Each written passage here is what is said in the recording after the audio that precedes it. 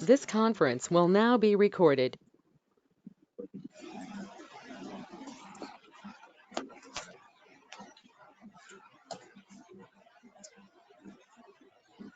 केस Ayurveda reviews ज्याच्यामध्ये केसांची जर पहिल्यांदा आपण हिस्ट्री बघितली, हिस्ट्रीमध्ये बघत असताना साधारणपणे असा विचार करूयात की इतिहासामध्ये कुठे कुठे वर्णन आलेलं आहे.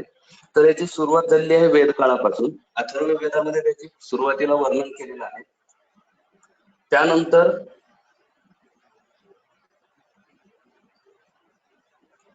अथर्व वेदामध्ये त्याचं वर्णन केल्यानंतर काही मॅन्युस्क्रिप्ट मध्ये त्याचं वर्णन आहे आणि केसांचे वेगवेगळे नावं पण दिलेले आहेत. त्यातील यज्ञव वाल्मिकी नावाचे जे आचार्य होते त्यांनी संख्यात्मक जेव्हा विचार करत असताना 3.5 करोड अशी सांगितलेली आहे. मॅन्युस्क्रिप्ट माझ्याकडे नाही, पण मी जेव्हा नेटवरती सर्च केल्यानंतर इतिहासात असं लक्षात आलं की ते 3.5 करोड आहे. काही ठिकाणी वेगवेगळे चेंजेस आहेत, पण आचार्य चरकांचं जेव्हा आपण शास्त्र ओपन केलं तर त्याच्यामध्ये अभ्यास करत असताना लक्षात आलं की 19,956 हे केस आचार्य चरकाने सांगितलेले. त्यासोबतच यांचा सुद्धा विचार करत असताना 19,956 असं त्यांची सुद्धा एक गणना सांगितलेली आहे. आणि आचार्य चक्रपाणींनी धमनी आणि शिरा, धमनी म्हणा शिरा, तर या ठिकाणी त्याच्या मध्ये जिथे जिथे ओपनिंग आहे तिथे तिथे केस याचं स्थान आहे असं वर्णन केलेलं आहे. शरीराचा विचार करत असताना केशाच्या जेव्हा केस हे स्कॅल्पला असतात तर त्याच्यामध्ये त्यांचं नामकरण येतं ना, नामकरण सांगताना केसांचं नाव सांगत असताना स्कॅल्पच्या ठिकाणी जर केस असतील तर त्याला कुंतल,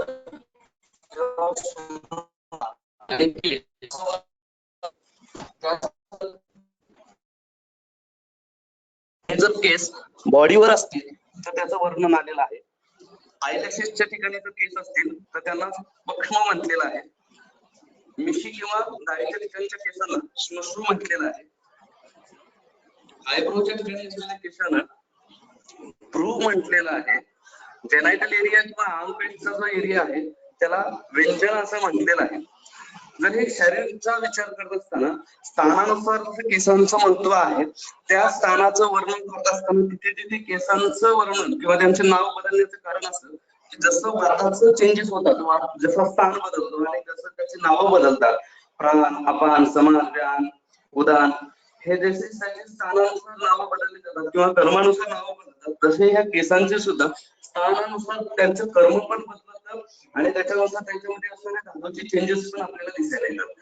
पण मुख्यतः केस जे आहेत किंवा श्मश्रू जे आहेत किंवा लोण जे आहे ते पितृच भाव आहे. जेव्हा आपण जन्मत आहात किंवा जन्म होत असताना जो भाव निर्माण होत असतो त्याच्यामध्ये तो पितृच भाव आहे. आणि त्याच्यामध्ये आपल्याला असं लक्षात घेता यायला पाहिजे की जेव्हा जेव्हा पितृच भाव आपल्याला जाणवतो तिथे तिथे आपल्याला पार्थिवता किंवा पार्थिव घटक हा सर्वात जास्त आपल्याला जाणवतो त्या ठिकाणी. शारीरिक क्रियेच्या दृष्टीनं अजून एक गोष्ट अशी लक्षात घेता येईल ती म्हणजे उत्पत्ती, स्थिती आणि लय. जेव्हा आचार्य वाग्भट याबद्दल सांगतात की केसांची उत्पत्ती, स्थिती आणि लय ही गोष्टी आचार्य वाग्भट सांगतात. तर उत्पत्ती होत असताना ही जन्मतापासून होत असते, त्याच्यामध्ये पितृभाव आहे, पार्थिव घटक आहे. स्थिती सुद्धा त्याच्यामध्ये या दोन घटकाचाच आहे. त्यातही स्थितीचं काम हे पार्थिव घटक करत असतो. पण जेव्हा जेव्हा त्याच्यामध्ये पार्थिव घटकाची कमतरता होते किंवा त्याचा काळ संपत आलेला असतो, काळानुसार, वयानुसार त्यामध्ये आपल्याला लय सुद्धा दिसून यायला लागते. त्यासोबतच या ठिकाणी असं आपल्याला लक्षात घेता येईल की आदि, मध्य आणि अंत हा एक मुद्दा दिलेला आहे. तर तो मुद्दा देत असताना आदि आणि मध्य आणि अंत याचा विचार करताना आपल्याला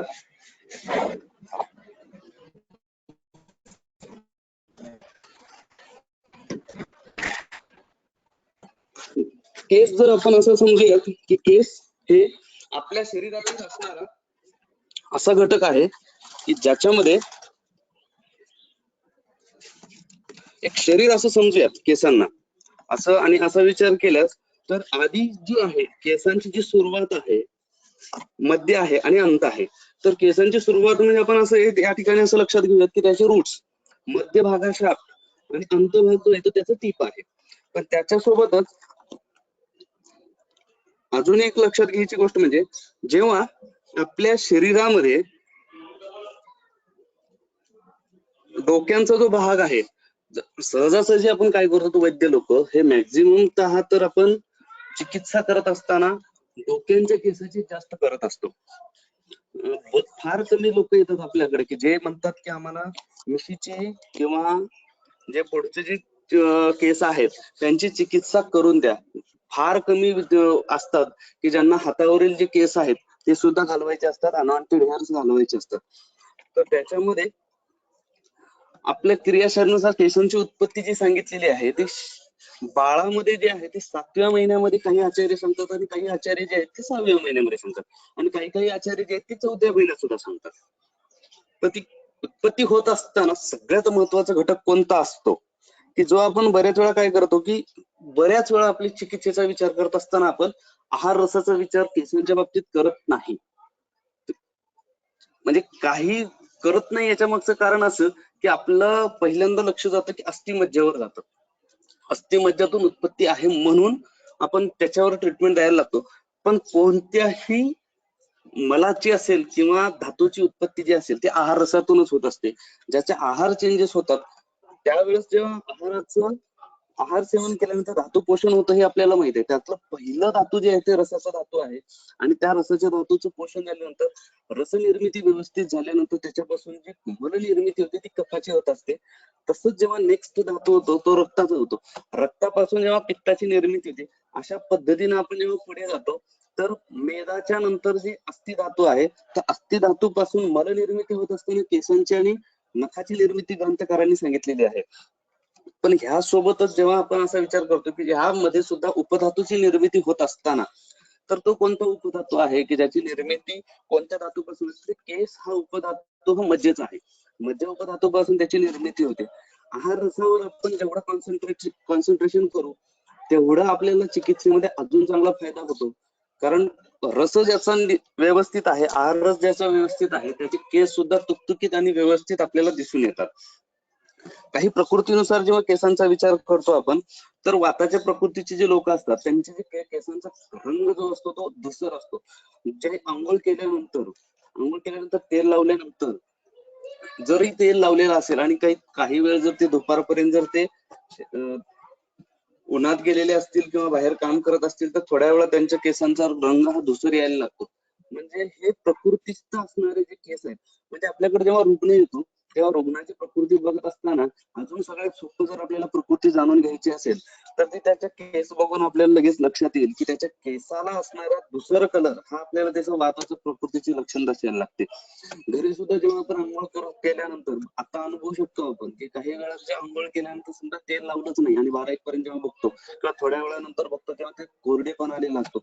अजून एक प्रकृतीस्थ जर बघायचे असतील आपल्याला प्रकृती चेंजेस असतील जरी कफाचा जर रुग्ण असेल किंवा प्रकृती कफाची जरी असेल पण त्या व्यक्तीने जर शॅम्पू लावला असेल तर थोड्या वेळानंतर जेव्हा आपण बघतो त्याने तेल जर लावलं नाही तर त्या ठिकाणी आपल्याला धूसरपणा दिसून येतो. काही लोकांचे केस जे असतात ते क्वालिटीमध्ये वाताच्या लोकांमध्ये अतिवृक्षता असतात, स्फुटित असतात, त्याच्यानंतर अल्प केस असतात. पित्त लोकांमध्ये पिंगल रंगाचे थोडेसे चेंजेस त्याचे शेड दिसायला लागतात आपल्याला. काही व्हाईटिश दिसायला लागतात, एक प्रकारचा वेगळ्या कलरचा शेड त्याचा आपल्याला बघायला मिळतो. आणि त्यांना केस गळतीचा त्रास आणि केसांमध्ये कुठेतरी चाई पडणे असेल किंवा केसांच्या काही ठिकाणचा भाग जाणं हे लवकर त्यांच्या प्रकृतीमध्ये दिसून यायला लागते. त्यासोबत आपल्याला श्लेष्मल जी प्रकृती आहे तर त्या लोकांमध्ये कृष्ण केस असतात, अतिनील असतात, ज्याच्यामध्ये काळे आणि दमदार केस आपल्याला दिसायला मिळतात. त्यांची स्निग्धता असते भरपूर. म्हणजे बऱ्याच वेळा आपण म्हणतो की एखाद्या स्त्रीचे किंवा कोणाचे केस बघतो तर ते असं बघितल्यानंतर असं जाणवतं की आपल्याकडे मजबूत केस आहेत किंवा तरी छान केस आहेत. घनता त्याच्यामध्ये दिसून यायला, तर स्थिरता दिसून यायला लागते. म्हणजे ते स्वतःच म्हणतात की माझे केस फार कमी गळतात. दोषांचा विचार करत असताना आता जेव्हा आपण निदानाकडे जातो, तर निदानाकडे जात असताना शरीरातल्या कोणत्याही घटकाचा विचार करताना आपल्याला काही गोष्टी लक्षात येतात की आयुर्वेदानुसार जेव्हा आपण जात असतो, बऱ्याच वेळा आपण जेव्हा ऍलोपॅथी बाजूला ठेवतो, मॉडर्न निदान बाजूला ठेवतो, तर काही घटना जे आहेत आपल्याला ते खूप सुंदररित्या आयुर्वेद सांगून देतो आपल्याला. त्यातल्या दोषांचा विचार आणि केसांचा विचार करत असताना जसं प्रकृतीस्थ आहे, तसं वाताच्या लोकांमध्ये जेव्हा आपण केस, डोकं आहे, डोक्याचा असा विचार करा की पाठीमागची जी बाजू आहे मानेच्या जवळची, ती कफाची केस आहे, मध्य भाग आहे पित्ताचा आहे, आणि त्याच्या समोरचा जो भाग आहे तो वाताचा आहे. तर ह्या ठिकाणी ज्याचे केस त्या कोणत्या एरियातले जातात त्यानुसार असं लक्षात येईल आपल्याला की तिचं त्याच्या त्या दोषाची दृष्टी झालेली आहे. बऱ्याच वेळा वात पित्ताच्या दृष्टीचेच केस आपल्या पेशंट आपल्याला बघायला मिळतात. कफाच्या दृष्टीचे केस लोकांमध्ये मॅक्सिमम रित्या आपल्याला काय लक्षात येतं, दोषांच्या नुसार निदान करत असताना, तर तिथे पाठीमागच्या साईडला असताना डॅन्ड्रफ, भरपूर प्रमाणात डॅन्ड्रफ हा आपल्याला शेवटच्या ठिकाणी म्हणजे मानेच्या वरच्या भागामध्ये आपल्या डोक्याच्या सेंटरच्या भागापासून आपल्याला लक्षात येतं की त्या ठिकाणचं खालच्या भागामध्ये त्याला कोंड्याचं प्रमाण खूप आहे. अशा वेळेस आपण खूप प्रयत्न करतो आणि तिथे वाताची किंवा पित्ताची चिकित्सा द्यायला बघतो. तिथं मॅक्झिमम तिथे हे आपल्याला कफावर जाणारी, कफाला वृक्षताच आणणारी चिकित्सा आपल्याला तिथं करावी लागेल. कफाच्या विरुद्ध गुणाचीच करावी लागेल, भलेही तिथं डॅन्ड्रफ हा कोरडा असेल तरीही. त्याच्यानंतर धातूचा विचार करताना रसाच्या धातूची, रसाते शुक्र याचा विचार करत असताना रसदृष्टीतून जर केस गळते, काही गोष्टी अशा आहेत की ग्रंथामध्ये असं सांगितलेलं आहे की रसदृष्टीमुळे कृशता पण येते, रसदृष्टीमुळे स्थौल्य पण येतं. आता रसदृष्टीमुळे जर आपल्याला कृशता हवी आहे, केस बारीक करायचे असतील, काही लोकांचे घनदाट असतात, मजबूत असतात, ज्यांच्यामध्ये डोक्यामध्ये केस आपण फिरवणे त्यांना अवघड जात असतात, त्याला ते कंटाळलेले असतात.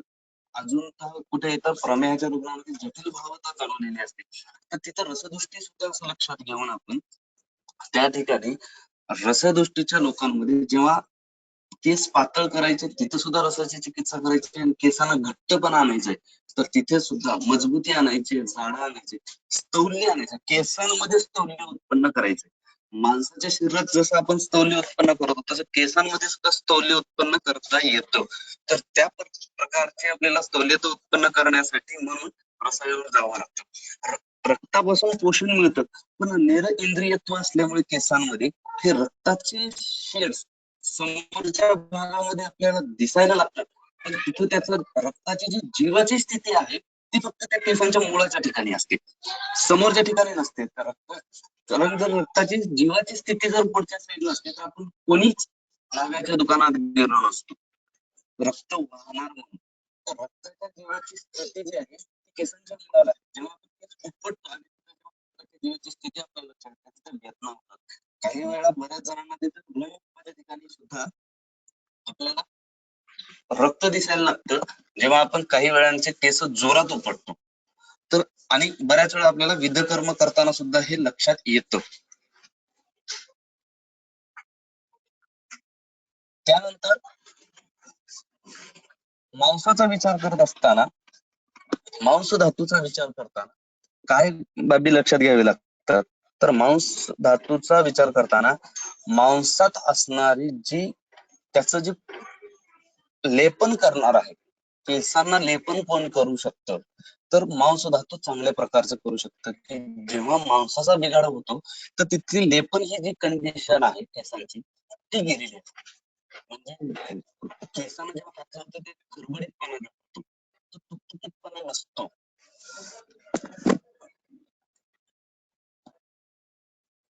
त्या ठिकाणी लेपन चिकित्सा ही जशी मांस करत असतो, तर त्याच्यासोबत अजून पुढे जात असताना त्या केसांमध्ये स्निग्धता आहे का नाही याचा सुद्धा विचार करताना आपल्याला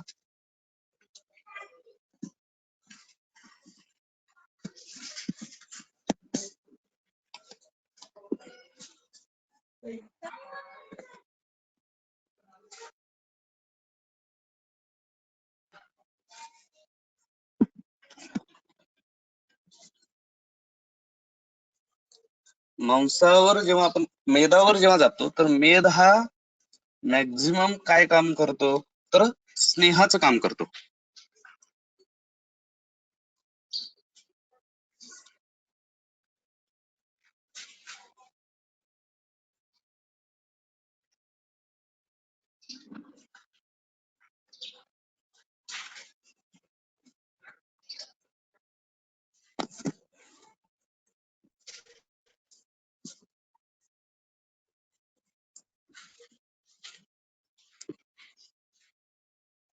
मेध हा स्नेहाचं काम करतो. तर केसांमध्ये असणारे स्नेहत्व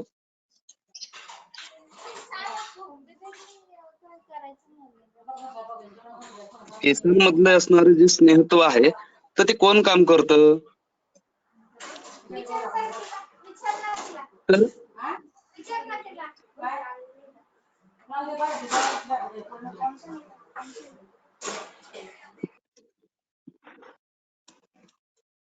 केसांमधलं जे मेद धातू जे असतो तो केसांना स्नेहत्व आणतो. केसांच्या ठिकाणी असणारा स्नेह तो मेद धातू काम करत असतो. बऱ्याच वेळा असं लक्षात येतं आपल्याला की वृक्षता ही केसांमध्ये स्नेह एकतर बाहेरून आपण देत नाही आणि आतलं सुद्धा मेद आपण त्याचं जाळत असतो.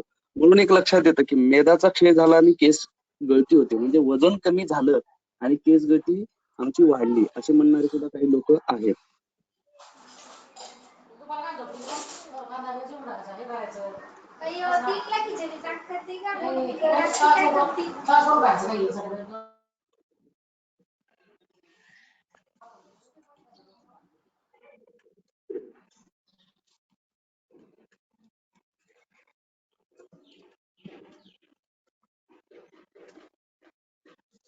त्यासोबत अस्थि आणि मज्जा हे तर आपल्या प्रत्येकाच्या डोक्यात बसलेली एक गोष्ट असते की ज्याच्यामध्ये अस्थि आणि मज्जा म्हणजे केस, अस्थि मज्जा म्हणजे केस.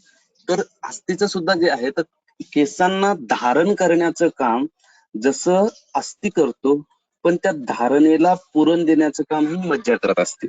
हे कुठं आपल्या लक्षात येईल तर आपल्याला असं कुठे लक्षात येतं तर जेव्हा आपण केसांचा आणि शरीरामध्ये असणारा सांगाडा, शरीराचा सांगाडा जसा आपला अस्थिवर टिकून आहे, पण त्या अस्थी जर पोकळ बांबू सारखे असतील तर जास्त काळ त्याचं टिकाऊ धरणार नाही. जर ते भरून असणारे जर लाकूड असेल तर जास्त काळ टिकून राहतं. घराचा सुद्धा आपण जेव्हा बघतो पोकळ बांबूने जेव्हा एखादं काम, तसंच केसांचं सुद्धा तसंच आहे. जर केसांचं तुम्ही अस्थिवर काम करत असाल तर फक्त अस्थिमुळे जे धारण काम आहे, म्हणजे केस गळती थांबण्याचं काम कोण करू शकतो तर अस्थि करू शकतो. पण किती काळासाठी तर काही क्षणासाठी. पण जेव्हा केस टिकवायचेच आहेत, शेवटपर्यंत टिकवायचे, जोपर्यंत त्याचे केस गळू द्यायचे नाही इथपर्यंत जर आपल्याला त्याचे केस टिकवायचे असतील तर त्याच्या मज्जेवर सुद्धा आपल्याला काम करावं लागतं. त्यासोबत शुक्र धातूचा आपण प्रत्येक जण विचार करतोच, पण त्याच्यामध्ये अजून पुढे जाऊन काय विचार करता येईल. शुक्र धातूचा विचार करताना उत्पत्ती सांगितली. 9 महिन्याच्या बाळाची उत्पत्ती करण्याची जर ताकद असेल तर त्या शुक्रापासून केस उत्पत्ती होणं ही फार मोठी गोष्ट नाहीये. म्हणजे संख्येनुसार जर बघितलं 29,956 जर आपले केस असतील डोक्याचेच, तर डोक्याचेच केस जर वाढवायचे असतील तर 29,956 एवढेच शुक्र लागणार आहे आपल्याला. म्हणजे आकड्याचा विचार करता, म्हणजे त्या शुक्रापासून उत्पत्ती करणं सोपं आहे, पण त्याचं पोषण करणं, शुक्रापासून उत्पत्ती होण्यासाठी फार कमी काळ लागणार, पण त्या शुक्रापासून उत्पत्ती झालेल्या एखाद्या बाबीला टिकून ठेवण्यासाठी रसादी सप्त धातूंचं काम करणं महत्वाचं आहे. तर त्यासाठी सुद्धा 9 महिने लागतात. म्हणजे जर आपल्याकडे पेशंट आलेला आहे आणि त्या पेशंटला जर आपण अशा पद्धतीनं सांगितलं की बाबा तुला 9 महिने किमान औषधं माझ्याकडे घ्यावी लागतात, कारण मी उत्पन्न करू शकतो तुझे केस, पण केस उत्पत्ती जशी करणं आणि गर्भ उत्पत्ती करणं हे दोन्हीही काम जेव्हा आपण शुक्रावरती आहे, तर ह्या दोन्हीचं जेव्हा आपल्याला उत्पत्ती करून काम पुढे करायचंय, पण ते टिकाव धरण्यासाठी जसं गर्भाला 9 महिने लागतात तसं आपल्या डोक्यांच्या केसांना सुद्धा असं समजूयात की उत्पत्ती ही 3ऱ्या-4थ्या महिन्यामध्ये, 7व्या महिन्यामध्ये, 6व्या महिन्यामध्ये होते, पण ती टिकाव धरण्यासाठी सुद्धा आपल्याला काहीतरी वेळ द्यावा लागतो. ते किमान 9 महिन्याचा असायला हवा. ओझेचं ज्याच्यामध्ये जसं शरीरावर तेज आहे तसंच केसांमध्ये तेज देण्याचं काम हे ओज धातू करत असतो, ओज मळ करत असतो. मलाचा विचार करताना पुरुष, त्याच्यानंतर स्वेद आणि त्याच्यानंतर जे आपलं मूत्र आहे त्याचा विचार करताना, पुरुषाचा विचार करताना मला बद्धता असेल किंवा ज्याच्यामध्ये आमाशय आणि पक्वाशय धरा कला आणि अस्थि धरा कला, जसे या दोन्हीचे पुरुष धरा कला आणि अस्थि धरा कला याचा जसा संबंध जोडलेला आहे त्या पद्धतीने जर त्याची पुरुष धराच कला व्यवस्थित नाही तर अस्थि धरा कला व्यवस्थित नसल्यामुळे केस गळती ही व्हायलाच लागते. स्नेह लागतो. त्याच पद्धतीने त्याच्या पुढची जी ट्रीटमेंट आहे तर ती केसांसाठी सुद्धा म्हणून आपल्याला स्नेह भरपूर द्यावा लागतो, आतड्यांना स्नेह भरपूर लागतं. त्याच्यानंतर मूत्राचा विचार करत असताना ज्यांच्या डोक्यामध्ये भरपूर प्रमाणामध्ये घाम येतो अशा वेळेस जर केस गळती होत असेल, केसांना जेव्हा हात लावतो तेव्हा केस मुलायम आहेत पण तिथं स्वेदन भरपूर असल्यामुळे केस गळती होते. बऱ्याच लोकांना मराठवाड्यात विशेषतः मी असं अनुभवतो की ज्यांचं काम रात्रीच्या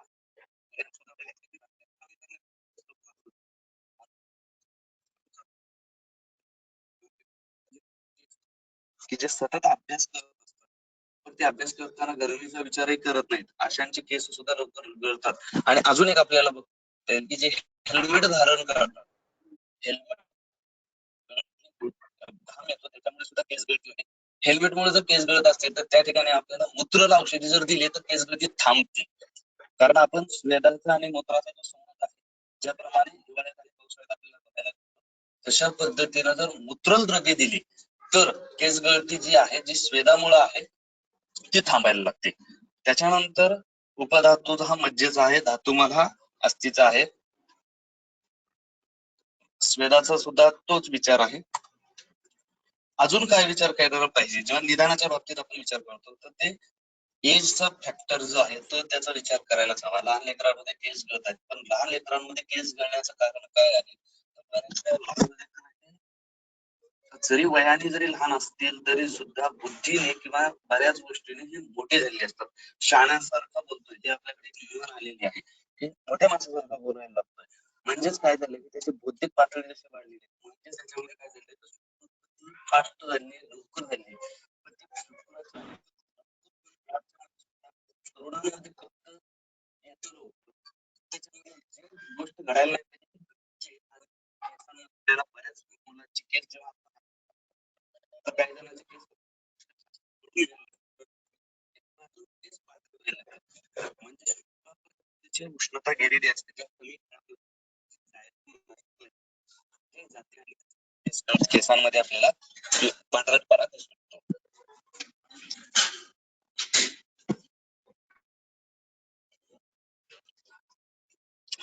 त्यानंतर आपल्याला काय लक्षात येतं की दिवसाचा जेव्हा विचार करतो आपण तर कधी केस गळतात हे सुद्धा आपल्याला बघायला पाहिजे. केस कधी गळतात, दिवसा गळतात. पण दिवसा कधी गळतात तर बरेच जण म्हणतात की आंघोळीच्या नंतर केस.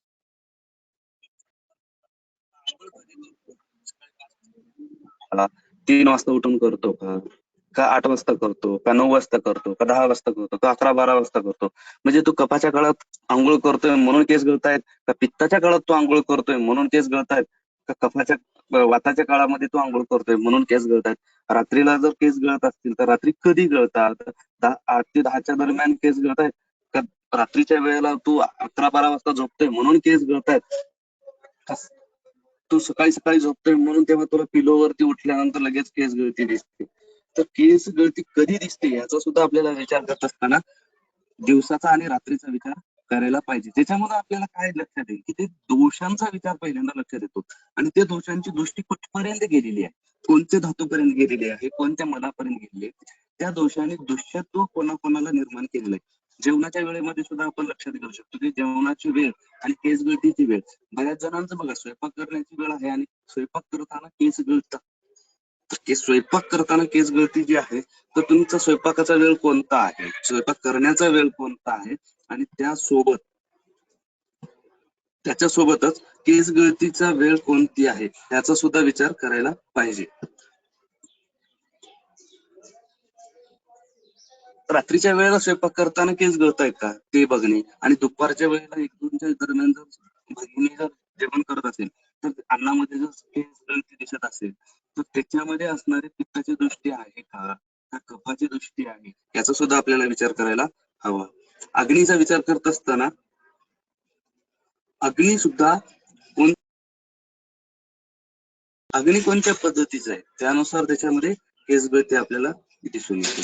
स्थान ऑफ हेअर्स, आता स्थानाचा विचार मी तुम्हाला सांगितलं केस कुठल्या प्रकारचे गळत आहेत कुठले गळत आहेत. सगळ्यात जास्त टेन्शन हे केस गळतीचं कोणाचं कुठलं असतं तर डोक्याची केस गळती. तर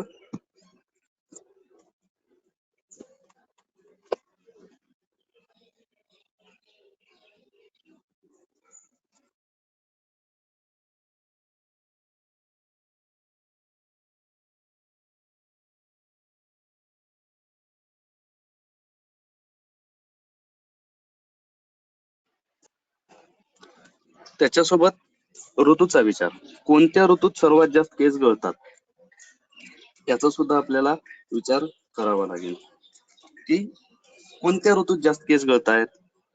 तर बऱ्याच वेळा आपल्या लक्षात येतं की ऋतू म्हटल्यानंतर ग्रीष्मामध्ये सर्वात जास्त आपल्याला केस गळती लक्षात येते. ग्रीष्मासोबत काही लोकांमध्ये ही केस गळती हेमंत आणि शिशिर 2 महिन्यामध्ये सुद्धा दिसून येते. ह्या 2 महिन्यात का होते तर एकतर वृक्ष उष्ण आणि वृक्ष शीत या 2 गुणाचा जेवढा जास्त संबंध येतो तेवढ्या जास्त प्रमाणामध्ये केस गळती दिसून येते. काही हेतूंचा विचार करत असताना आपल्याला काय विचार करावा लागतो तर हेतूंमध्ये वातादी दृष्टीकर जे हेतू आहेत, वातवृत्तीकर आहेत, आहाराचा आहे, विहाराचा आहे. वातामुळे जे लक्षणं दिसायला लागतात, वाताचे जे हेतू आपण नेहमी वाचलेले असतात, पाठ केलेले असतात, तेच हेतू जेव्हा घडतात तर त्याच्यामध्ये जास्तीत जास्त काय तर केसांसाठी आहाराच्या आधी विहाराचा जास्त संबंध येतो. विहार का तर केसांची जेव्हा आपण काही चिकित्सा बघतो ग्रंथामध्ये तर असं लक्षात येतं की जास्तीत जास्त चिकित्सा ही विहारात्मक सांगितलेली आहे. आणि विहाराचा जेवढा आपण त्याच्यामध्ये चेंजेस करतो लोकांच्या रुग्णांच्या वागणुकीमध्ये त्या रुग्णांच्या विहार त्याला पथ्य सांगण्यापेक्षाही पथ्यात जेव्हा आहाराचेच पथ्य सांगण्यापेक्षाही जास्तीत जास्त पथ्य हे आपल्याला त्याच्या विहाराचे सांगावे लागतात. धातुदृष्टीचा विचार करताना धातुदृष्टी ही तुम्हाला आत्ताच मी सांगितलेली आहे की धातुदृष्टी कशी होती. धातुदृष्टी सोबतच आपल्याला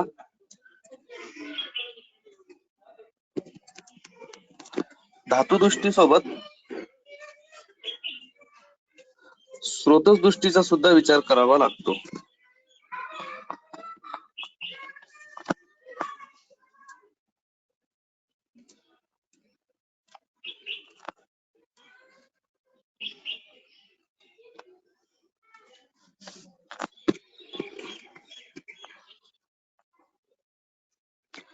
ग्रंथामध्ये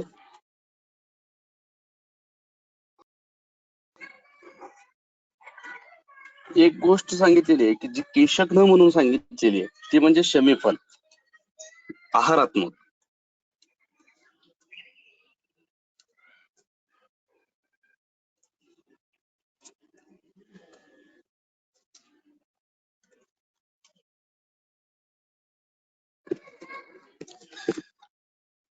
शमीफल जे आहे तर त्याचं वर्णन केशग्न म्हणून केलेलं आहे. आणि अजून एक वर्ग आहे जो क्षार वर्ग किंवा लवण वर्ग जो आहे तर ते केशाचा नाश करणारं सांगितलेलं आहे ग्रंथामध्ये. उष्णता जर शरीरामध्ये वाढलेली असेल तरी सुद्धा आपल्याला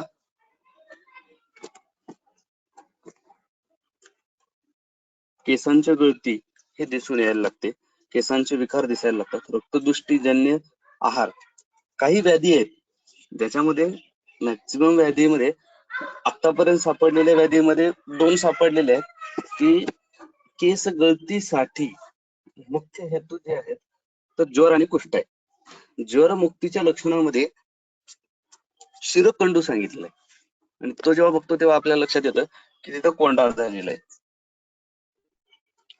तर ज्वर जो आहे त्या व्याधीमध्ये सुद्धा आपल्याला आणि कुष्ठाच्या व्याधीमध्ये ज्यांना ज्यांना त्वचा रोग आहे अशा लोकांना केस गळतीचा काहीतरी प्रॉब्लेम असल्याचा किंवा जास्तीत जास्त अजून पुढे काय जाऊ शकतो तर इंद्रलुप्त झालेला असा सुद्धा व्याधी आपल्याला दिसून येतो.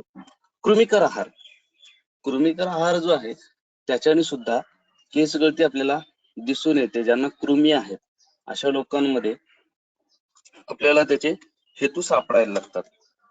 एक निदानाच्या बाबतीमध्ये एक सूत्र आलेलं आहे, रोगस्तु दोष वैषम्यम दोष साम्यम अरोगता, रोगा दुःखस्य दातार ज्वर प्रवृत्तयो हिते. हे जे सूत्र आहे तर रोगस्तु दोष वैषम्य, दोष वैषम्य जेव्हा असतं तेव्हा रोग हा होतो. म्हणजे दोषांचं वैषम्य आहे तर केस गळती होणार, केसांचे विविध व्याधी होणार. दोषांमध्ये साम्यता आहे, दोष सम आहेत. सम आहेत म्हणजे काय तर ते त्यांचे कामं करतायत, त्यांचे जे कामं आहेत दिलेले ते व्यवस्थित पार पाडतायत. तर दोष साम्यता जर असेल तर केस गळती होणार नाही. तर त्यामध्ये सुद्धा अजून आपल्याला काय विचारतात, ज्वर हा व्याधी पहिल्यांदा आपल्या डोक्यात आला पाहिजे की जेव्हा केसांच्या व्याधीने ग्रस्त असेल रुग्ण तर आपल्याला पहिल्यांदा ज्वराचा विचार करावा लागेल. खालित्य आणि इंद्रलुप्त, खालित्य आणि इंद्रलुप्ताचं जेव्हा आपण संप्राप्ती बघतो तर संप्राप्तीमध्ये काय सांगितलंय तर तेजो अनिल अनिल देह सह केशभूमी दग्ध असो कुर्यात खलिती नरस्य किंचित दग्धा फलितानि कुर्यात हरित प्रभत्वंच शिरोरोहणम इति उर्दू जत्रुक्त गदेकदेशस्तंत्रे निबद्धो अयम अशून्यतार्थम अत परम भेषज संग्रतु निबोध संक्षिप्ता उच्चमान इति खालित्य रोग निदान. याच्यामध्ये सांगताना बघा तेजो अनिल देह, तेज सांगितलेलं, इथं पित्ताचा संबंध नाही. तर पित्तापेक्षा इथं तेज, तेज अग्नी, अग्नीची सांगितलेली आहे. तर तेज, तेजाचं वर्णन करताना ज्वरामध्ये सांगितले की वृक्ष तेज हे फार महत्वाचं काम.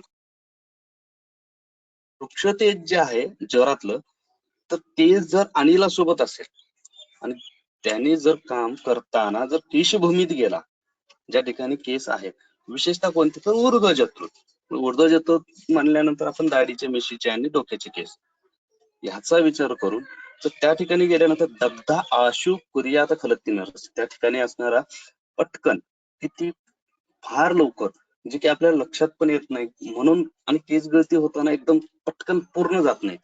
ज्यांचे केस ज्या पद्धतीने समजा अग्नी आहे, अग्नीमध्ये लोखंड टाकलंय आणि लाकूड टाकलेलं आहे आणि कागद टाकलेलं आहे आणि त्याच्या बाजूला भुसा टाकलेला आहे, तर भुशासारखे जर केस असतील तर पटकन जळतील.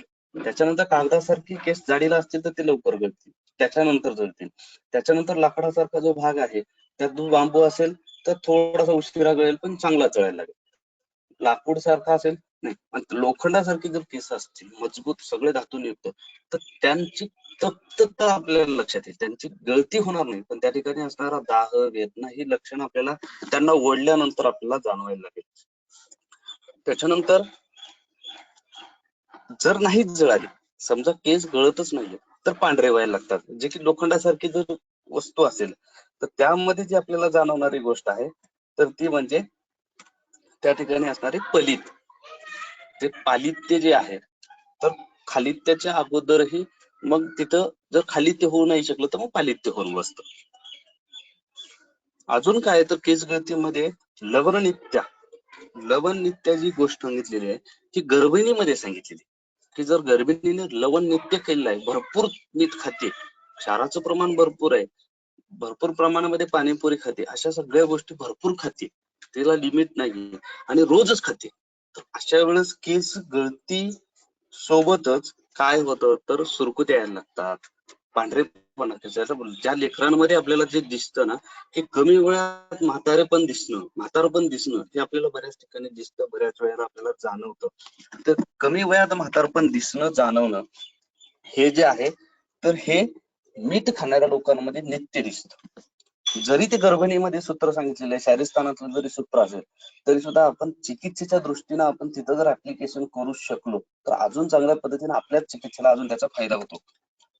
पालित्याचं जेव्हा संप्राप्ती सांगितलेली आहे, मी खालित्याचा विचार करताना किंवा खालित्य आणि इंद्रलुप्त या दोघांचं समानार्थी शब्द म्हणून वापरलेले आहेत की खालित्य कुठपर्यंत आहे. जर खालित्य प्रमाण कमी असेल तरी सुद्धा खालित्य, आणि बऱ्याच वेळा खालित्याची ट्रीटमेंट करताना जर खालित्याची ट्रीटमेंट नाहीच होऊ शकली आपल्याकडून तर इंद्रलुप्ताची जर ट्रीटमेंट दिली तरी सुद्धा तिथे केस यायला लागतात. खालित्याचा अजून पुढे काय विचार करता येईल तर बाबा ते खालित्य कोणत्या पद्धतीचं आहे, वातच आहे का, पित्तच आहे का, कफच आहे का, सन्निपातच आहे का, कृमी मधून आहे. तर कृमी कोणते आहेत तिथे युवा आणि पिपलिका ह्या कृमी दोन सांगितले जे की बाह्य कृमी आहेत, त्याचा सुद्धा विचार करायला पाहिजे. केशात आहेत का, लोमात आहेत का, लोमद्वीप आहेत. केशात आहेत का, केशांचं काम करणारे आहेत का, केस खाणारे आहेत का, लोम खाणारे आहेत का. शरीरामध्ये लोम खाणारे जे केस आहेत ज्यांना बऱ्याच ठिकाणी आपण बघतो की हातावरचे सुद्धा केस गेलेले आहे हे आपल्याला लक्षात येतं. आणि लोमद्वीपा इथे असं लक्षात घेऊया आपण की द्वीप तयार करणे दोन लोमच्या मध्ये, म्हणजे जटिल भाव जे प्रमेयातलं जे सांगितलेलं आहे ते जटिल भाव म्हणजे दोन केस एकत्र चिटकणे किंवा अनेक केस चिटकणे ह्याच्यासाठी मध्ये सुद्धा तिथं तिथं क्लेदाचाच विचार न करता तिथं कृमीचा सुद्धा आपण विचार करू शकतो की या ठिकाणचं केस आणि दुसरे ते दोन्ही केसांच्या मध्ये कृमी बसलेले आहे चिटकून आणि दोन्ही केस जवळ बसलेले आहेत असं जाणवणे हे सुद्धा लोमद्वीपाच्या केसांचा विचार कृमीचा विचार आपण करायला पाहिजे. पालित्य जे आहे तर पालित्याचं वर्णन सांगताना काय सांगितलं, क्रोध शोक श्रमकृत शुरू उष्मा शुरोगतः पित्तमचे केशाण पचती फलितमचे तेन जायते. सुश्रुतांनी निदान स्थानामध्ये याचं वर्णन केलेलं आहे. तर त्याच्यामध्ये क्रोध रागीट स्वभावाचे असणारे, सतत रागराग करणारे, सतत चिंतेत असणारे किंवा आतमध्ये राग दाबणारे जे की ग्रहणी असतात आणि ते सांगत असतात की आमचे केस गळत आहेत, जे सांगतात की आमचे केस गळत आहेत तर त्यांच्यासाठी पालित्याचा विचार करायला पाहिजे. श्रम जे आहे, शोक जे आहे तर सतत चिंतेत असणारे सुद्धा स्त्रियांमध्ये गृहिणीमध्ये आपल्याला दिसून येते. श्रमकृता म्हणजे श्रमकृता हा, तर इथं श्रमकृता म्हणजे फक्त काम करणे आणि काम केल्यानंतर एक गोष्ट घडते ती स्वेदन होतं. तर मग तुम्ही काम करा न करा, साधं उन्हात जरी घेत असेल किंवा डोक्याला हेल्मेट असेल, अजून एक चांगलं उदाहरण जे की हेल्मेटमुळे टक्कल झालेला कोण असेल तर सेवा, जे की हेल्मेटमुळे आपल्याला टक्कल झालेलं त्याचं दिसायला लागतं आपल्याला.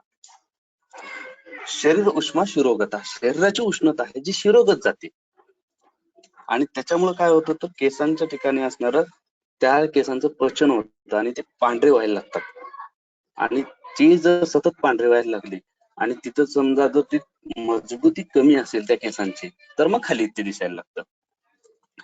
त्याच्यानंतर जे आहे तर पालित्याचा अजून विचार करू शकतो की पालित्य कोणत्या पद्धतीचे, का वातच आहे का, पित्तच आहे का, कफच आहे का, सन्निपातच आहे का, कृमीमुळे आहे पालित्य, याचा सुद्धा आपल्याला विचार करायला पाहिजे. दारुणक जेव्हा विचार करतो तर दारुणाची जेव्हा काय सांगितलेलं आहे की दारुण कंडूर हा वृक्षा केशभूमी प्रपाटिते कफवात प्रकोपेने.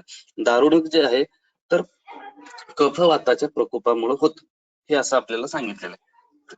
त्या ठिकाणी काय करतं तर त्या ठिकाणी कंडू आणि वृक्षत्व हे कशा पद्धतीचं वृक्षत्व असतं तर दारुण, जे की चिकित्सा करायला खूप अवघड आहे. म्हणजे एकदम आपण असं पोताबीळ होऊन जेव्हा चिकित्सा करतो ना केसांची किंवा डॅन्ड्रफची चिकित्सा करायला जातो, इतकी अवघड जाते चिकित्सा करायला की जी वाटते तेवढी सोपी नाहीये.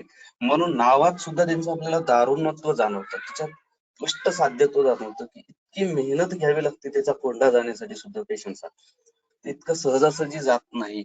कफवाताच्या प्रकोपाने आहे, कफ आणि वात ह्या दोघांना बॅलन्स करणं म्हणजे खूप मोठं आहे. कफाला कमी करायला गेलो तर वात वाढतो आणि वाताला कमी करायला गेलो तर कफ वाढतो. हे दोघांना बॅलन्स करणं म्हणजे एक वेळेस आपण असा विचार करू शकतो की ज्वराची सुद्धा कफवाताची जर संपत्ती असेल ती सुद्धा कमी करायला खूप अवघड जाते. काही व्याधी हे कफवाताची जे असतात ते दारुणत्व मध्ये अडकलेले असतात आणि ते दुरुस्त करणं अवघड जातं. तर अशा वेळी सुद्धा आपल्याला पेशंटला सांगावं लागतं की बाबा मी तुला वेळ द्यावं लागेल, हे होईल कमी, तुझ्या हाताला किमान लागणार नाही पण त्याच्यामध्ये त्याच्यात दिसायला लागेल तुला की आहे ती संप्राप्ती मला भंग करेपर्यंत तरी वेळ लागणार आहे. कृमीचा विचार, आता कृमी जे सांगितलेले की युवा पिपलिका जे कृमी आहेत, केशात आहेत, लोमात आहेत आणि लोमद्वीप आहेत. तर 5 कृमी आहेत ज्याच्यामध्ये आपल्याला केसांचा, केशात, लोमात आणि लोमद्वीपा जे आहेत ना ते रक्तच कृमी आहेत आणि ह्यांची चिकित्सा करायची म्हणजे रक्तदृष्टीची चिकित्सा केल्यानंतरच आपल्याला याची ट्रीटमेंट होते. वृक्षत्व जे आहे, बऱ्याच मुलींमध्ये आता जे आपल्याला हेतू सापडतात की आठवड्यातून एकदा लावलं तर तेल लावणे किंवा तेल नच लावणे, त्यामुळे अशामुळं तेल न लावल्यामुळे वृक्षता वाढायला लागते आणि अस्थिचा मळ जरी असेल तर तिथे स्नेह लागतच कुठेही. आणि सतत जेव्हा ग्रंथकार चिकित्सेमध्ये सांगतात की डोक्याच्या ठिकाणी तेल तुम्ही लावायला पाहिजे, विशेषतः इथपर्यंत सांगितलं की तुम्ही नित्य अभ्यंग नाही करू शकत असाल तर किमान डोक्याला, पायाला आणि कानात तेल लावा. असं ग्रंथकार सांगतात. अरुणशिकाचा जेव्हा पितिकेचा विचार करतो, काही लोक बघतो आपण की डोक्यात फोड आलेली असतात, त्या अरुणशिकेचा सुद्धा विचार करताना वातज आहे का, पित्तज आहे का, कफज आहे का, संधिपातज आहे का, कृमीमुळे उत्पन्न आहे अरुणशिका. फोड आलेले आहेत, पितिका आहेत हे आपल्याला लक्षात येतं. आपण म्हणतो सुद्धा की हो पितिका आहेत, पण पितिका असताना कशा पद्धतीचे आहेत, पित्तामुळे आहेत तर हो आहेत, पण पित्तामध्ये संबंध कोणाचा आहे, वाताचा आहे का पित्तासोबत, का कफाचा पित्तासोबत आहे, का ह्याच्यासोबत फोड आलेला आहे, मग तिथं चावा घेतलेला आहे का कृमींनी किंवा पिपलिकांनी तिथं फोड काही खाल्लेला आहे का, त्या ठिकाणचा खाण्याचा प्रयत्न केलेला आहे का तिथल्या केसांचा, इथपर्यंतचा विचार आपल्याला करावा लागतो. केशच्युतीचा सुद्धा विचार करताना वातामुळे केसांची गळती आहे, पित्तामुळे केसांची गळती आहे, कफामुळे केसांची गळती आहे. कफामुळे सुद्धा केसांची गळती कधी होऊ शकते, जर समजा कफ आहे, व्यवस्थित आहे, समान आहे, ठीक आहे, पण जर समजा तुमच्या त्या ठिकाणी जर कफाची न कळत इतकी वृद्धी झालेली आहे की जडत्वामुळे सुद्धा केस गळू शकतात. जर समजा केसांचं मूळ हलका आहे आणि टीप मजबूत झालेला आहे, वजनाने सुद्धा केस गळण्याची शक्यता वर्तवून आपण तिथं कफाची चिकित्सा करायला पाहिजे. जर वात पित्तामुळे जर कमी नाही झाली, पहिल्या महिन्यात जर वाताची चिकित्सा केली, कमी झाले, ओके, वाताची चिकित्सा आहे. पित्तामुळे जर कमी झाली, वातामुळे नाही झाले, तर पित्ताचा एक योग देऊन दुसरा महिना आपण केलाय. 3 महिने पेशंटचे आपल्याला किमान मागावे लागतात, कारण वाताची पित्ताची कफाची संप्राप्ती घडली याचा विचार करण्यासाठी तरी. पुन्हा केसच्युती कशामुळे आहे, युका आहे मुळे, पिठली युकामुळे आहे का, केशादमुळे आहे का, लोमादमुळे आहे का, कशामुळे केसच्युती, केस गळतायत, केस खाल्ल्यामुळे केस गळतायत का कृमीची, याचा सुद्धा विचार करावा लागतो. केस स्फुटन, केस फुटलेले आहेत, आपल्याला बरेच रुग्ण दाखवतात, किंवा बऱ्याच वेळा आपण जेव्हा स्काल्प अनालिसिस वगैरे करतो तर त्याच्यामध्ये आपल्याला लक्षात येतं की केसांमध्ये अशा भेगा पडलेल्या आहेत, किंवा बऱ्याच लोकांमध्ये आपण समजा हात जरी लावला तर असं जाणवतं की टाचेच्या ठिकाणी जेव्हा आपण हात लावून बघतो स्वतःच्या, तर किंवा बोटाच्या समोरच्या साईडला, तर तिथे ते खरबरडीतपणा जाणवतो टाचीच्या ठिकाणचा. तशा पद्धतीनं जर केसाच्या ठिकाणी जाणवत असेल तर त्या ठिकाणी त्याचं स्फुटन झालेलं आहे, किंवा त्या ठिकाणी त्याचा खरबडीतपणा वाढलेला आहे, हे सुद्धा बघता येते. आणि टीपच्या ठिकाणी सुद्धा स्फुटन आपल्याला दिसत येते, दुभंगणी, हे सुद्धा आपल्याला दिसून येतं. एका आचार्य कार्तिक नावाचे ज्या आचार्यांनी काय सांगितलं, ते रुह्य नावाचा एक प्रकार सांगितलाय, जो की हेअर फॉल काय होतो, कशा पद्धतीचा होतो, तर ऑल ओव्हर बॉडी. माझ्याकडे एक केस आलेली होती, MBBS डॉक्टर होते, त्यांचे केस फक्त डोक्याच्या ठिकाणी पांढरट होते, बाकी पूर्ण शरीराची केस गेलेली होती, पूर्ण शरीराची. तब्येत बघितली तर एकदम असे बॉडी बिल्डर होते, तब्येत एकदम छान होती, मस्त होती दिसायला, पण तरी सुद्धा त्यांची केस गळती जी होती म्हणजे ती असाध्यच होती, अशी होती. पण तरी सुद्धा बऱ्याच वेळा काय होतं की चिकित्सा करताना वैद्याचं शरीर जेव्हा बघतात तरी सुद्धा आपल्याला समोरच्या लोकांना ते पटत नाही, वयाचा विचार केला जातो आणि चिकित्सा घेतली जात नाही. पण त्यातून एक लक्षात आलं की ती केस माझ्या डोळ्यासमोर अजूनही राहते, अजूनही मला ती अशी केस जी ग्रंथात सांगितलेली आहे रुह्य नावाची, ती माझ्या समोर आहे. त्याचे फोटो मी वाटल्यास आपल्या ग्रुपवर टाकेन मी, फक्त त्यांच्या चेहऱ्याचा नाही. रोमहर्ष, काही व्याधी ज्यामध्ये रोमहर्ष आपल्याला दिसून येतं, की रोमहर्ष कुठं कुठं दिसतं, तर सगळ्यात पहिल्यांदा दिसतं वातज्वरामध्ये. वाताचे जिथं जिथं संबंध येतो, ज्या ज्या व्याधीमध्ये अंगावरती काटा येतो असं जेव्हा रुग्ण म्हणतो, तर तिथं बिनधास्त आपण वातज्वराचा काढा घ्यायला पाहिजे किंवा वाताची चिकित्सा करायला पाहिजे. भले काही असेल, तो काही म्हटला असेल की बाकीच्या किती जरी कन्फ्युजन आपल्याला होत असेल, तर रोमहर्ष जरी शब्द जाणवत असेल किंवा दिसत असेल, तर लघवी करताना सुद्धा रोमहर्ष येणे, किंवा बाहेरचा थंड हवा लागल्यानंतर सुद्धा रोमहर्ष येणे, हे जे रोमहर्ष आहे ते वाताचं आहे. आणि केसांमध्ये सुद्धा रोमहर्ष दिसतात. बरेच जण म्हणतात की सतत अंगावर काटा आल्यासारखं वाटतं, किंवा काही जणांचे केस फक्त उभे राहतात, त्यांना किती जरी हे करायला. इम्रान खानच्या याच्यामध्ये सांगितले इम्रान खाननी की त्याचे केस असे इतके खराब होते की ते नंतर त्यांनी फॅशन केल्यानंतर सुद्धा त्याचे केस नंतर पुन्हा हर्षासारखे झालेले होते, रोम हर्षासारखेच झालेले होते. त्याच्यानंतर आपल्याला काही रोगांचा विचार करताना सुद्धा व्याधींचा विचार करावा लागतो, की जो निदानामध्ये, तर प्रमेहामध्ये जटिल भाव सांगितलेले, जटिल भाव केशेशू म्हणजे केसांचा जुडा तयार होणे किंवा केस मजबूत राहणे. शोषांचा विचार करताना काय सांगितलेलं आहे, तर शोषामध्ये 3 प्रकारचे रोम सांगितलेले आहेत, की वाताचं जेव्हा असेल तेव्हा रोम खरं परुष असतो, त्याच्यामध्ये भिन्नत्व आलेलं असतं. व शोष जेव्हा व्याधी सांगतात तर त्या ठिकाणी भिन्नत्व जे आहे म्हणजे केस सुद्धा कुपोषित झाल्यानंतर सुद्धा आपल्याला लक्षात येईल की तिथं भिन्नत्व आलेलं आहे वातामुळं. तर कपिल आणि ताम्रता जाणवते, शुक्लाग्रता रोम जाणवते. आणि अशाच पद्धतीचे जे केस आहेत ते आपल्याला कुष्ठाच्या ठिकाणी जेव्हा कुष्ठव्याधी बघतो आपण, त्या कुष्ठव्याधीच्या ठिकाणचे जेव्हा एखादा त्वचा रोग आहे आणि त्वचा रोगाच्या जवळचे जेव्हा आपण केस बघतो तर ते सुद्धा असेच दिसायला लागतात. शिरोरोगामध्ये केसांचं पूर्ण वर्णन केलेलं आहे उत्तर तंत्रामध्ये वाग्भटांनी, ते तुम्ही ग्रंथामधून सुद्धा बघू शकतात. असाध्यत्व कुठं आहे तर अष्टोनिंदित सांगितलेलं आहे चरकांनी. त्या अष्टोनिंदित मध्ये 2 निंदित सांगितले, एक अलोम आणि एक अतिलोम. तर ह्या मध्ये आपण काहीच करू शकत नाही.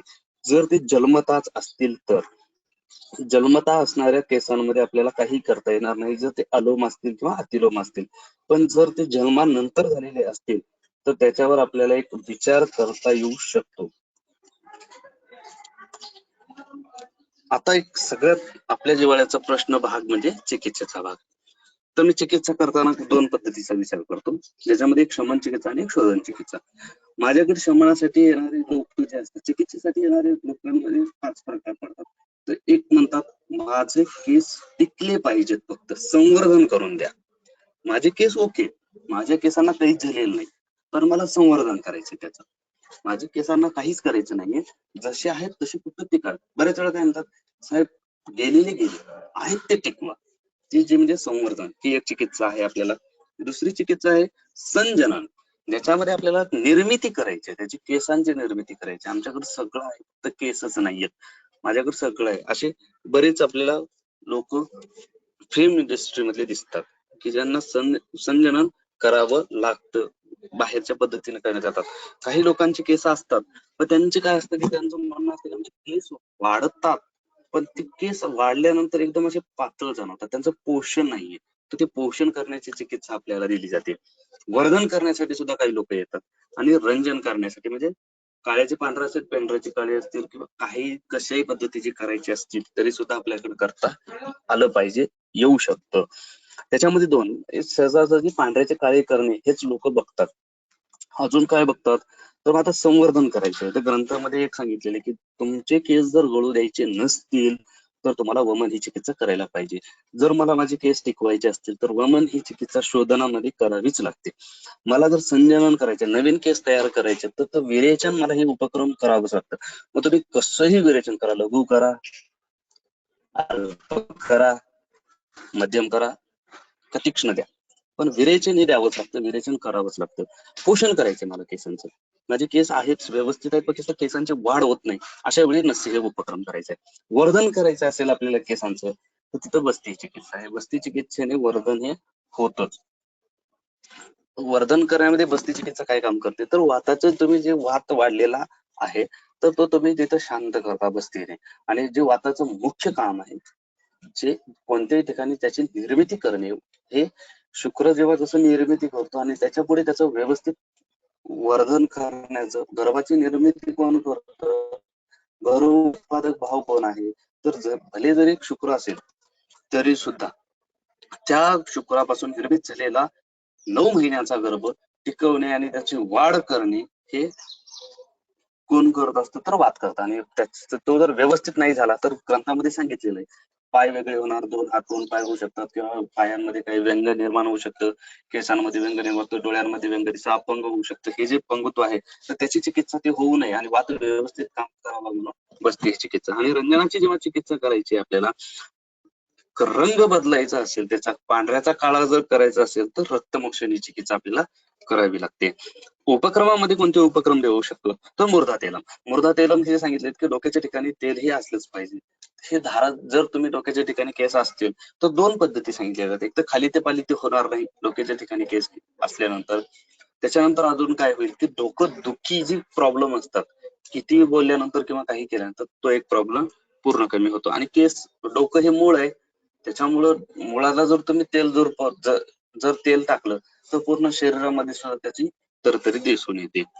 स्नान, आंघोळ केल्यानंतर सुद्धा आंघोळ करणे हे सुद्धा केस गळती कमी करण्याचं हे खूप मोठं आपल्याकडे असणारं एक हत्यार म्हणून, की जे सगळ्यात सोपं आहे. काही लोकांना काय असतं की आपण बघतो आठवड्यातून एकदा, 15 दिवसातून एकदा डोकं धुण्याची सवय असते. तर ग्रंथात जेव्हा आपण जातो फिरतो तर तेव्हा बऱ्याच ठिकाणी असं लक्षात येतं की धूळ कण जे आहेत जे चिकित्सेचं सांगितलेलं असताना सुश्रुतांनी सांगितले की डोक्यावर पगडी नसेल, पगडी असेल तर केस गळती होण्याने केसांचं रक्षण होतं, छत्री आहे ती केसांचं रक्षण करतं. पण हे सुद्धा होत असताना जर तुम्ही 4-4 दिवसांनी, 8-8 दिवसांनी, 15-15 दिवसांनी जर डोक्यावर आंघोळ करत असाल तर त्या धुळीमुळे जे काही कण जे आहे त्याच्यामुळे जे स्नेहाचं शोषण व्हायला पाहिजे ते होणार नाही आणि त्याच्यामुळे सुद्धा आपल्याला केस गळती होईल आणि अशा वेळेला आपल्याला स्नानाचा विचार करावाच लागतो. धूमपानाचा विचार, धूमपान सांगताना सांगितले खाली ते पाली तर होणारच नाही म्हणून सांगितले, डोक्याची वेदना तर होणारच नाही आणि त्याच्यासोबत अजून सांगितले की जे दाढी आणि मिशीचे जे केस आहेत त्यांची जी व्याधी आहे त्यांना सुद्धा घालवायचं असेल आणि त्यांना सुद्धा मजबूती द्यायची असेल तर धूमपान सांगितलेलं आहे. बऱ्याच वेळा बघतो की आपण माझं चुकीचं असेल किंवा मला जाणवलेलं असं आहे की जी सिगरेट ओढणारे लोक आहेत त्यांची दाढी ही असं लक्षात येते की जरा मजबूत आहे किंवा त्यांचे डोक्याचे केस पांढरे झालेले असू शकतील किंवा दाढीचे केस पांढरे दिसतील पण त्या ठिकाणी दिसणारे जे ते सिगरेट ओढणाऱ्या लोकांमध्ये दाढीचे केस रट्ट झालेले आपल्याला जाणवतात दिसतात. क्षौरकर्म सांगितलेलं आहे. क्षौरकर्माचा आपल्याला खूप फायदा होतो.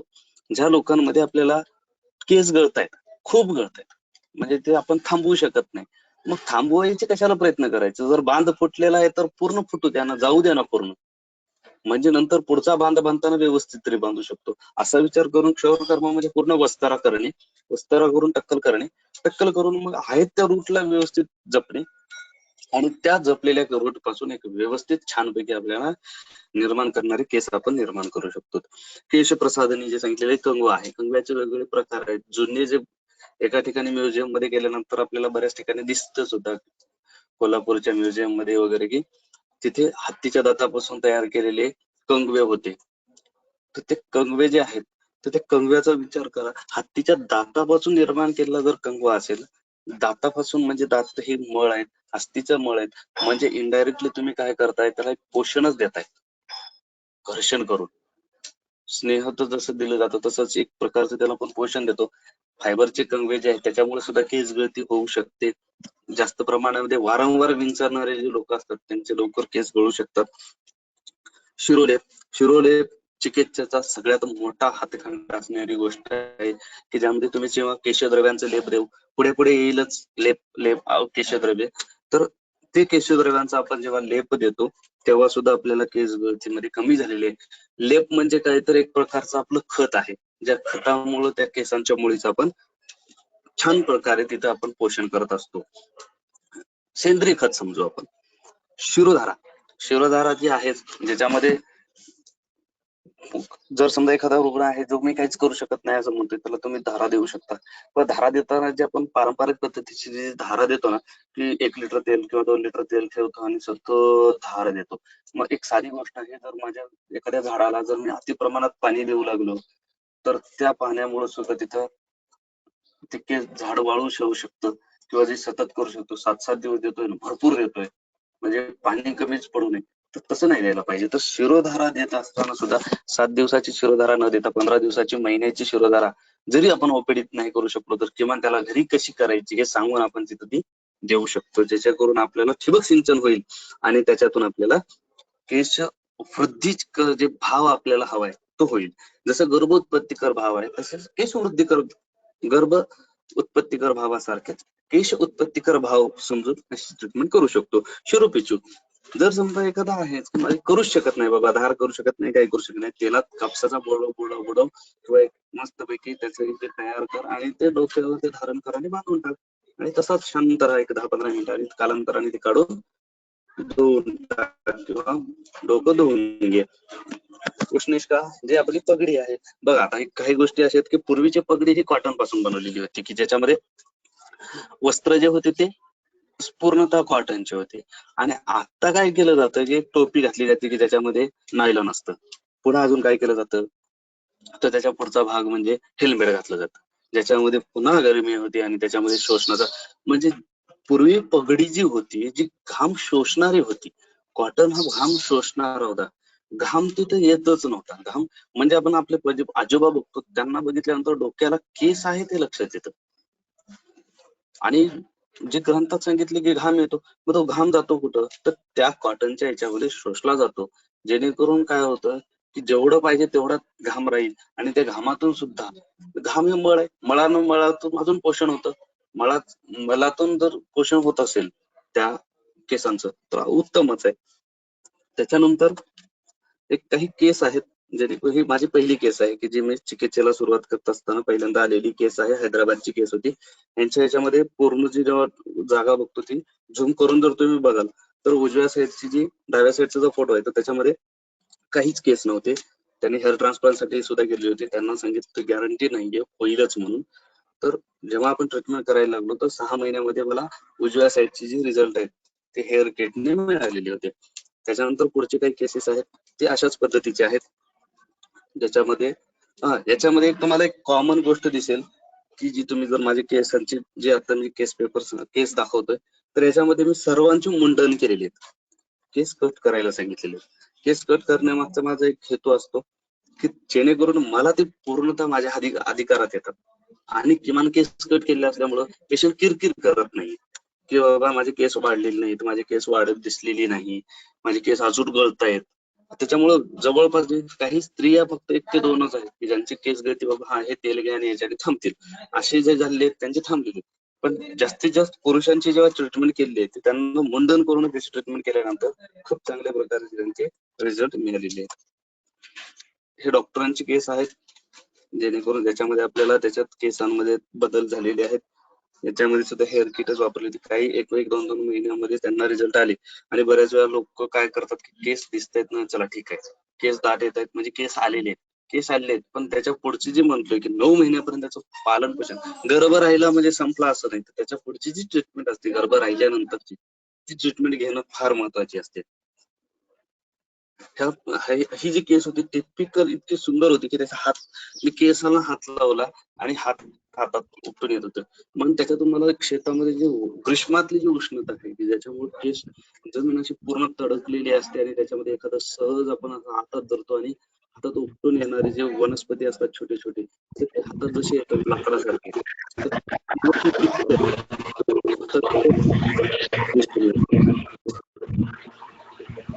त्याच्यानंतर ही जी केस आहे तर ही खूप कंटाळलेली केस आहे. फेसबुकवरून नंबर घेऊन त्यांनी आलेले होते. तर त्याच्यामध्ये पाठीमागची साईड जी आहे तर जो त्या केस नव्हती, पूर्णतः केस नव्हती, तर ती केस गेल्यानंतर एक चॅलेंज म्हणून आलेली केस होती आणि त्यांची 1 ते 2 महिन्यामध्ये अशा पद्धतीने स्ट्रक्चर दिसायला लागले. आता लॉकडाऊन चिकित्सेचा विचार करताना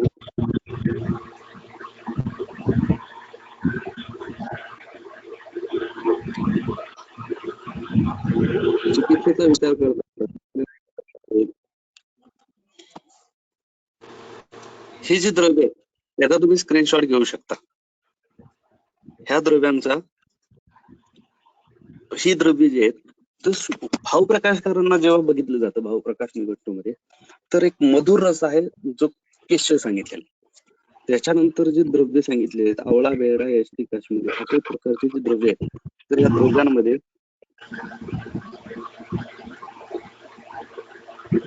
कॉलर आता जे तुम्ही जॉईन झालीत ना 209 तुम्ही आपला माईक म्यूट करावा.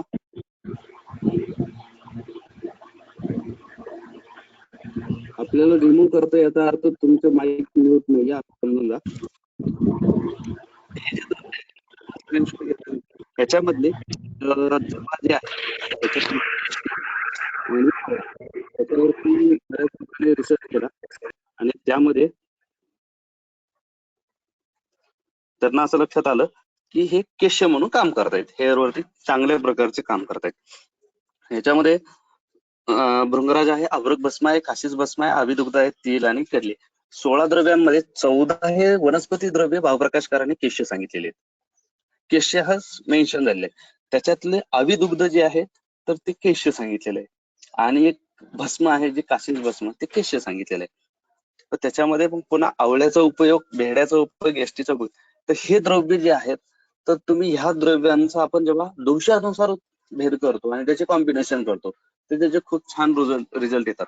जर समजा काहीच काम करत नसतील, आपल्याला काही सुचत नसेल, तर ह्या द्रव्यांचं चूर्ण एकत्र करून किंवा ह्या द्रव्याने सिद्ध केलेलं तेल एकत्र करून आपण जरी दिलं तर जे होतं तर त्याच्यामध्ये किमान पोषण तरी त्या केसांचं होतं जे आहेत ते टिकवण्यासाठी. मधुर रस आहे. मधुर रसाचा जेव्हा विचार करतो ना, आहार रसामध्ये मधुर रस पहिल्या ह्याच्यावरती ज्याचा मधुर रस ज्याने व्यवस्थित पचवलेला आहे, ज्याचा आहार रस व्यवस्थित झालेला आहे, ज्याचा मधुर अवस्थापाक म्हणा किंवा मधुर रसामुळे जे त्याच्या याच्यामध्ये व्यवस्थित तृप्ती आलेली आहे, त्याचे केस खूप लवकर वाढतात. काही पाचक आहेत, काही कल्प आहेत, ज्याच्यामध्ये रसरक्त पाचक जे आहेत आपले ते वापरू शकतो. भृंगराजाचा कल्प तयार करून आपण वापरू शकतो. आरोग्यवर्धिनी वटी आहे. जर समजा ती आरोग्यवर्धिनी वटी जर आपल्या शरीराचं आरोग्याचं रक्षण करू शकते, आरोग्याचं वर्धन करू शकते, तर केसांचं का रक्षण करणार नाही. गंधक रसायन तर केश सांगितलेलं आहे, जे की त्वचेवर सुद्धा जातो आणि त्याच्यावर पण केसांवर पण जातो आणि त्वचेवर पण जातो. अजून एक गोष्ट आहे की गंधक रसायनचं सुंदर लेक्चर सरांनी घेतलेलं आहे, वैद्य पावसकर सरांनी, रसिक पावसकर सरांनी एकदम छान घेतलेलं आहे लेक्चर. त्यांचं लेक्चर तुम्हाला व्हॉट्सअप वरती किंवा तुम्हाला युट्यूब वरती सुद्धा मिळून जाईल. त्याच्यानंतर अविपत्तिकर चूर्ण आहे, मोर आवळा आहे, केशवर्धिनी वटी आहे, शविधा वटी आहे, यष्टी तेल आहे, नीलिभृंगादी तेलम आहे, वटजटादी तेल आहे. वटजटादी तेल जे आपल्याला पंचभौतिक मधलं जे वटजटादी तेल आहे, खूप छान रिझल्ट आहेत त्याचे सुद्धा. जपाकुसुम तेल आहे, जप्यावर काम झालेलं आहे, त्याच्यामध्ये वापरू शकता, मी काही वापरलेलं नाहीये. भृंगराज तेल तर ऑलरेडी बाहेर लोक वापरतच असतात. गोघृत आहे, ज्याच्यामध्ये आपल्याला एकदम सिंपल साधं जर द्यायचं असेल तर गोघृताचा सुद्धा उपयोग. जर पित्तामुळे केस गळती होत असेल ना, तर अशा वेळेला जर गोघृत वापरलं तर त्याची केस गळती थांबते. नेहमी काय फक्त तेलानेच हे घेतलेलं नाही की त्याचं तेल दिलं तर त्याची काय मक्तेदारी तेलाचीच नाही, तर घृताची सुद्धा आहे, जे की सर्वश्रेष्ठ आहे स्नेहामध्ये. आणि जो अस्थिमज्जेवर जाणारा सुंदर म्हणजे घृत आहे.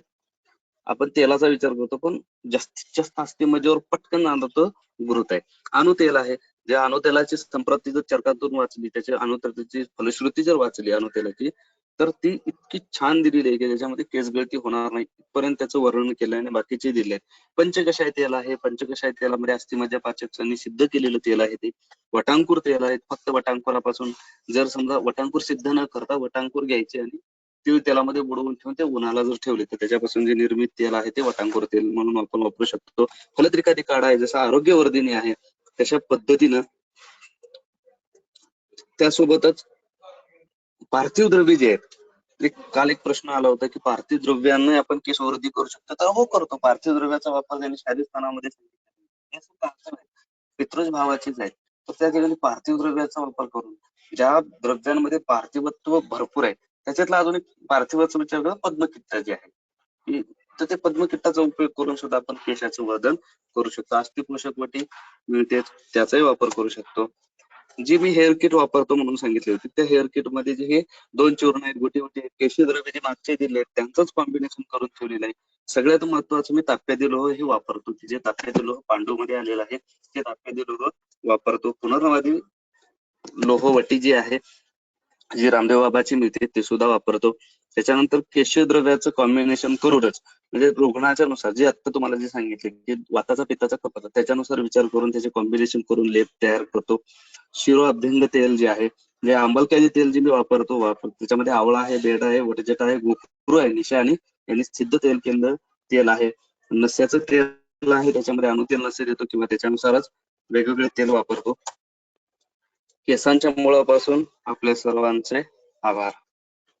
थँक्यू. कोणाचे काही प्रश्न असतील तर विचारू शकता.